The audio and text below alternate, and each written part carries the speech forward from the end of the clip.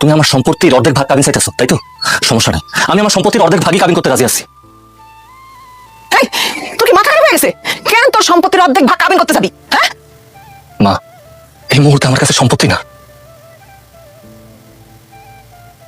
শিরিন আমার প্রথম বউ, ফাতেমার আমি অনেক ভালোবাসতাম। ওর আমি কথা দিছিলাম। ওর অবর্তমানে আমার জীবন অন্য কোনো মায়া মানুষের কাছে অনেক কিছু চাওয়া পাওয়ার থাকে। বিশ্বাস করো, আমার তোমার কাছে চাওয়ার কিছুই নেই।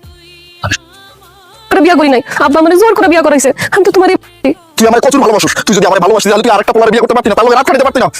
তুই আমার যে কষ্ট দিছস, এই কষ্ট আমি কোনোভাবেই ভুলতে পারতেছি না। আমি বিশ তোমার যোগাযোগ থাকবে। বোমা, হ্যালো, সকাল থেকে দেখতেছি তুমি আমি কাল লগে কথা বলছি, আপনার কই দেব? খবরদার, একদম আমাকে খবরদারি করবেন না। না না বোমা, সকালবেলা থেকে দেখতেছি তুমি যেন কার লগে কথা কইতেছো। মানে এখন ঘর ঝাড় দাও নাই, রান্না বান্না শুরু করো নাই, তারপর থালবাটি মাজো নাই, এই জন্য কইতাছি বোমা। যাও তাড়াতাড়ি রান্নাটা বসায় দাও। আমার নাতনিটা তো ছোট মানুষ, একটু পরে আবার কান্নাকাটি শুরু করে দিব। আমি কি এবারে কাজের মাইয়া?